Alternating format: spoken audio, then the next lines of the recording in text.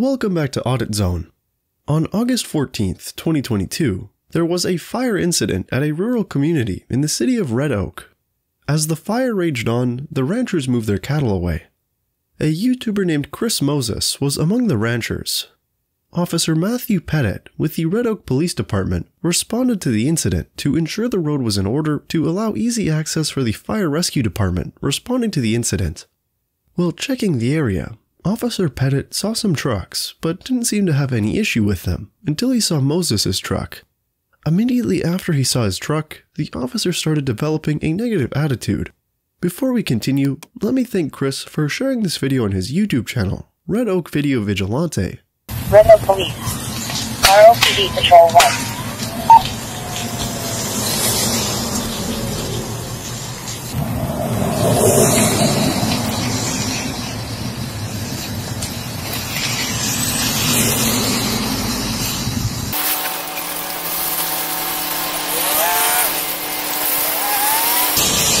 The hell's he doing?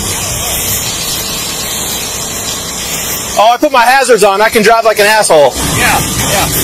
Is there anything that's over there that we need to go make sure people are out? You can. So there's a house. The old Ida place is right behind here. Okay. Yeah, the guy that used to fly the helicopter? Yeah. Okay. Yeah, I don't know if he's still there or not. He comes and goes, but I'll check and see if he's there. Might be where the idiot's going.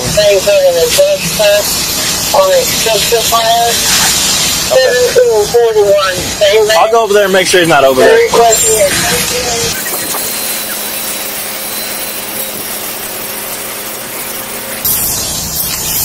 Hey, I'm going to go next door to 1745 and see if what's his name's there.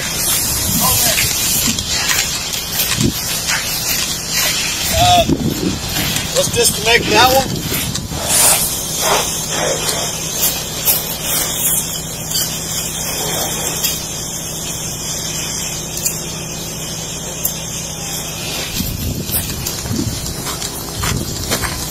You just going to hook up to another engine, right? Yeah, this is going to pull up right here. Okay.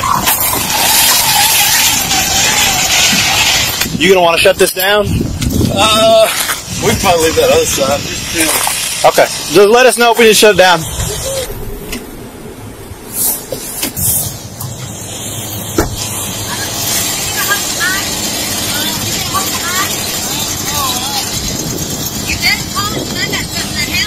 What are y'all doing? Move out of the way. Hey, stop that! Move the cow. No, move your vehicles out of the road. The cow got fire with it. Okay. You stop the attitude. As seen in the About page of Chris's YouTube channel, he and the officers of Red Oak Police Department are familiar foes. Chris alleged that for more than 5 years, the department failed to do anything about a maniac stalking his family. It was the Ellis County Sheriff's Department that eventually responded to the case and filed felony stalking charges within 2 weeks. It seemed the Red Oak Police Department were embarrassed that Chris allowed another police department to do their job. Since then, his encounters with the department officers have bordered on harassment and belittlement. After he finished assessing the area, Officer Pettit returned to the fire scene and relayed his earlier encounter with Chris to Sergeant Lockhart, who had also arrived on the scene. His narration of the encounter was not entirely true. I couldn't tell what building it was. Was it like a barn? Yeah, it was just a little attached barn right there. The fire's out, right?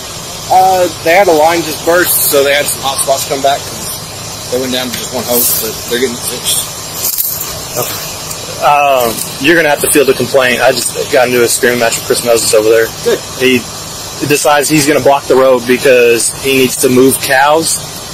And I said, well, okay, well, how's an emergency vehicle going to get through to put out the fire that's just going to get bigger because you decide you want to block the road for cows? He's got his vehicle in the middle of the road with his red and greens flashing. There's traffic backed up. So I ain't taking his attitude. I don't care who you are.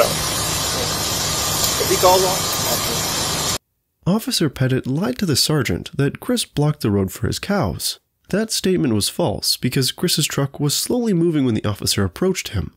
The road was still open enough to allow passage of other vehicles. Officer Pettit also lied that he told Chris his road blocking would prevent emergency vehicles from getting through to put out the fire. He didn't tell anyone that. Officer Pettit's lies violated Section 37.08 of the Texas Penal Code, which states a person commits offense if, with intent to deceive, he knowingly makes a false statement that is material to a criminal investigation and makes the statement to any employee of a law enforcement agency that is authorized by the agency to conduct the investigation and that the actor knows is conducting the investigation. This offense is a Class B misdemeanor. After Chris and his colleagues finished moving their cows, he and one of his neighbors returned to the fire scene to have a cordial conversation with Officer Pettit and let him know they didn't appreciate his earlier attitude. Upon their arrival, the officer continued his unfriendly attitude. I moved down there, but everyone keeps backing up, so.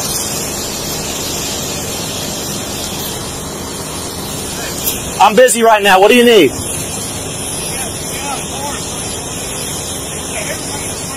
Chris, you're not allowed to block an entire roadway, okay? I don't know if you know that, but you're not allowed to stop, stand, park in the middle of the roadway. It's against the transportation code, okay?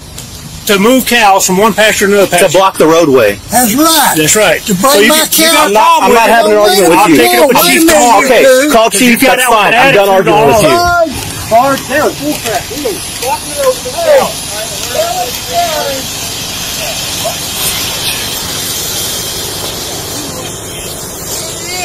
The transportation code's BS. You're allowed to ignore it? That's what you're saying. It's agriculture. It's different. Okay. Yeah. Agriculture. Sure.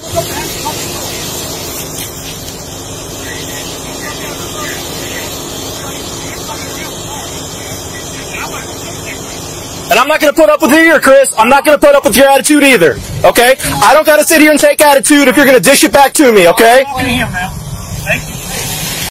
Officer Pettit claimed the Texas Transportation Code prohibits using a vehicle to block an entire roadway. He seemed to be referring to subsection A6 of section 545.302 of the Texas Transportation Code, which states an operator may not stop, stand, or park a vehicle if stopping, standing, or parking the vehicle would obstruct traffic.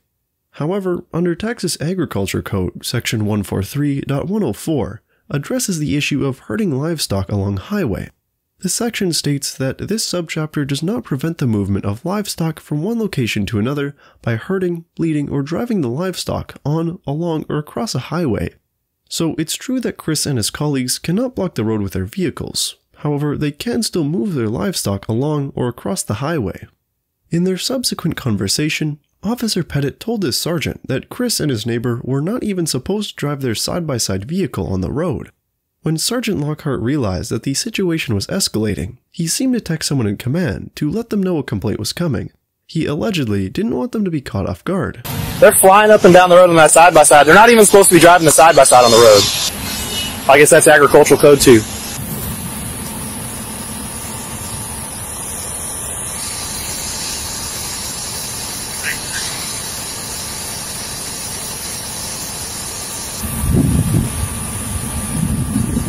In Texas, side-by-side vehicles are also known as off-highway vehicles. Under Section 551A.001 of the Texas Transportation Code, off-highway vehicle means an all-terrain vehicle, recreational off-highway vehicle, or utility vehicle. Section 551A.051 then states, a person may operate an off-highway vehicle on a highway only as provided by this chapter.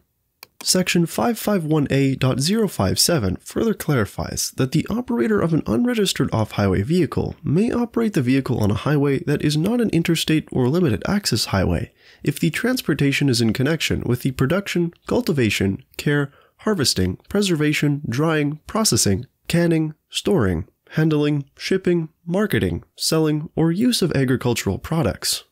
Chris later commented in the video's description that they use the side-by-side vehicle only for farming.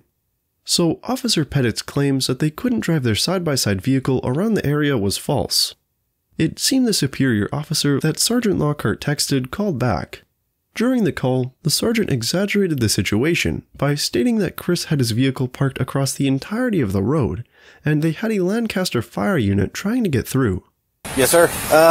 My camera's still on, but I guess Chris was, trying to help one of the neighbors move cattle, so Chris parked his vehicle across the entirety of staying back and blocked all the traffic, and we had a freaking Lancaster fire unit trying to get through.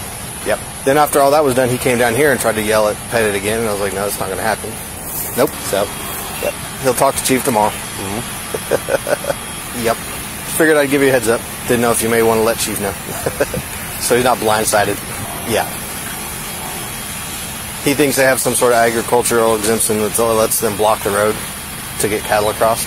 No. He had his little, like, blues and greens or whatever, yellow and green, whatever lights he's got on it. He was blocking both lanes because I guess they were supposed to be moving cattle across the road, but yeah. By making false statements during his call, Sergeant Lockhart also violated Section 37.08 of the Texas Penal Code, which prohibits making false statements to law enforcement agencies. Both officers also went against their departmental code of ethics, which states, "As a law enforcement officer, my fundamental duty is to serve mankind, to protect the innocent against deception, the weak against oppression or intimidation, and the peaceful against violence or disorders. Honest in thought and deed in both my personal and official life, I will never act officiously or permit personal feelings, prejudices, animosities, or friendships to influence my decisions. I will constantly strive to achieve these objectives and ideals, dedicating myself before God to my chosen profession." Despite being caught on camera lying, in October 2022, just about 3 months after this incident, Officer Pettit was awarded by his department as the Officer of the Quarter for the 4th quarter of 2021-2022. He got the award after allegedly receiving 19.23% of the department vote and numerous other performance-based metrics, documented positive attitude, and positive and effective interaction with the community. The department also commented that the officer was involved in the furtherance of the department mission and vision, and that numerous supervisors recognized him for his attention to detail. It was also claimed that his continued professionalism demonstrated in the completion of his assignments stood out amongst his peers. As of the time of recording this video, I don't have any details about the professional works performed by Officer Pettit before and after this incident. However, if we are to go by his behavior in this video, the commendation by his department was quite questionable. Well, I will leave you to be the judge. That's all concerning this video. Thanks for watching,